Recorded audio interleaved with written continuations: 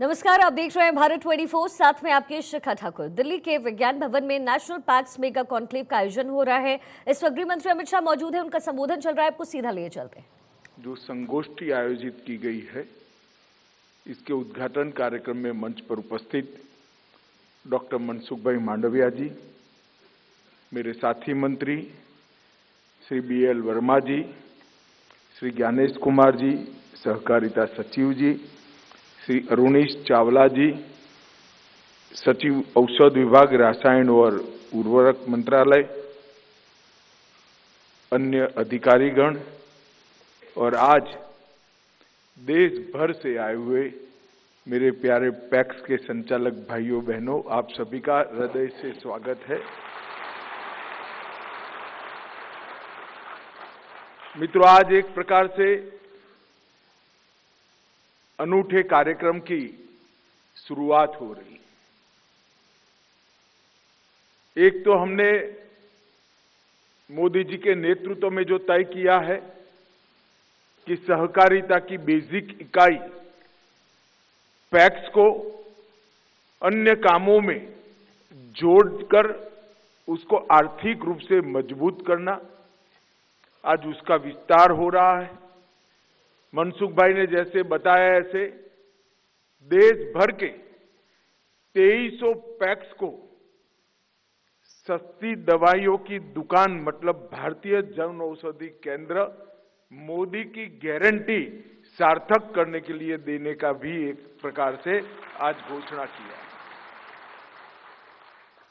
और इसके साथ साथ जन औषधि केंद्र ज्यादातर शहरी क्षेत्रों में स्थित थे। शहर के गरीबों को ही इसका फायदा मिलता था। अपने स्वास्थ्य लाभ के लिए 100 रुपये के बनाम 10 रुपये से लेकर 30 रुपये तक सस्ती दवाई मिलती थी। वो सिर्फ शहर के लोगों को ज्यादातर मिलता था, मगर पैक्स के माध्यम से आज ग्रामीण क्षेत्र के गरीब और किसानों के लिए भी ये सस्ती दवाइयां उपलब्ध होने जा रही है। इसका मुझे विशेष आनंद है। सालों से फार्मेसी के क्षेत्र में भारत विश्व में अग्रणी रहा और विगत 10 साल के अंदर मोदी जी ने फार्मेसी के क्षेत्र में ढेर सारे सुधार करते हुए मनसुख भाई ने मोदी जी की योजनाओं को जमीन पर उतारी और आज विश्व भर के अंदर भारत फार्मा क्षेत्र का एक विश्वसनीय उत्पादक देश बनकर रहा है। मगर हम सब के लिए एक विडंबना थी। दुनिया भर को दवाई भेजने वाले भारत में 60 करोड़ लोगों का हिस्सा ऐसा था जिनके भाग्य में दवाई नहीं थी, क्योंकि दवाइयां इतनी महंगी थी कि वो खरीद ही नहीं कर पाते थे। मोदी जी ने जन औषधि केंद्र के विचार को आगे बढ़ाया। जो जेनरिक दवाइयां थी, जिन पर पेटेंट का खर्चा नहीं चढ़ता था, फिर भी पेटेंट का खर्चा एक प्रकार से वसूला जाता था, मोदी जी ने इसको स्ट्रीमलाइन कर मैंने जैसे कहा 8% से 30% की कॉस्ट में हर गरीब को दवाई मिल पाए, इस प्रकार का एक कार्यक्रम लिया और इससे गरीब क्षेत्र में, ग्रामीण क्षेत्र में स्वास्थ्य के सुधार में बहुत बड़ा फायदा हुआ है। भाइयों और बहनों, ये 9 साल के अंदर जन औषधि केंद्र के माध्यम से लगभग 26,000 करोड़ रुपया इस देश के गरीबों का बचा है। 26,000 करोड़, आप कल्पना कर सकते हैं कितनी राहत उनको मिली होगी। मैं बाद में डिटेल में इस पर बताऊंगा, परंतु आज मैं कहना चाहता हूं कि सहकारिता क्षेत्र के माध्यम से ग्रामीण क्षेत्र में इसकी रीच बढ़ने जा रही है। ग्रामीण गरीबों को भी गुणवत्ता युक्त दवाइयां सस्ते और किफायती भाव से मिलेगी और मुझे इसका बहुत आनंद है कि सहकारिता क्षेत्र इसमें माध्यम बनने जा रहा है। सहकारिता और स्वास्थ्य का ये संगम समृद्धि और अच्छे स्वास्थ्य का संगम एक प्रकार से है। आज कई राज्यों में सहकारिता क्षेत्र के माध्यम से पैक्स की शुरुआत हो चुकी है। लगभग 2300 प्राथमिक सहकारी समितियां गुजरात, जम्मू कश्मीर, कर्नाटक, मध्य प्रदेश, महाराष्ट्र, तमिलनाडु, पश्चिम बंगाल और नॉर्थ ईस्ट सभी राज्यों के अंदर ग्रामीण क्षेत्र में सस्ती दवाइयां पहुंचाने का काम कर रहे हैं। आज देश के विभिन्न हिस्सों से 5 पैक्स को सिंबॉलिक सर्टिफिकेट भी दिए गए, जिसमें महाराष्ट्र, बिहार, जम्मू कश्मीर, उत्तर प्रदेश और आंध्र प्रदेश शामिल है।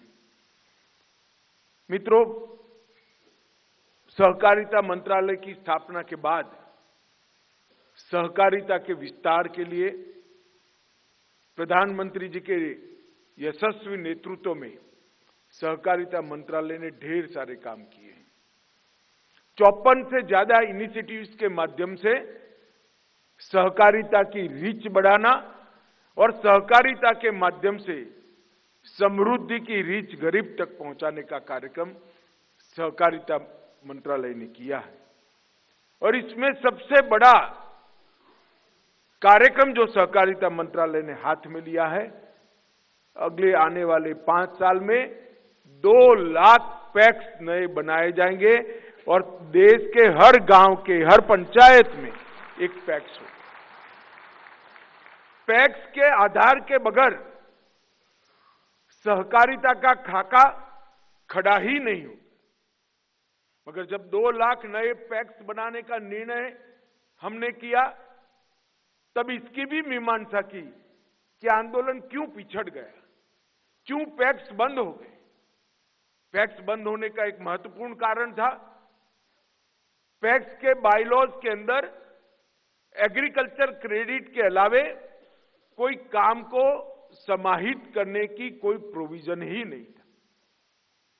सबसे पहला हमने काम किया, एक मॉडल बायलॉज बनाया और मॉडल बायलॉज सारे राज्यों को भेजा।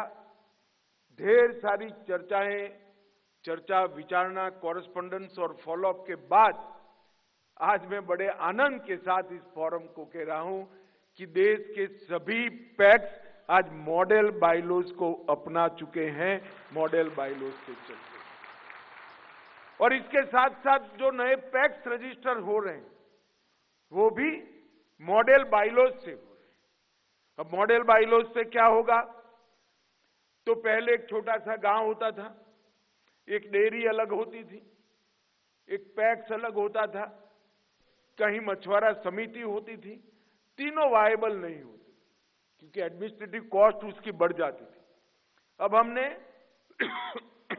मॉडल बायलॉज के माध्यम से पैक्स, डेयरी और मछुआरा समिति तीनों एक ही बन पाए, इस प्रकार की कानूनी व्यवस्था मॉडल बायलॉज के अंदर कर दी है।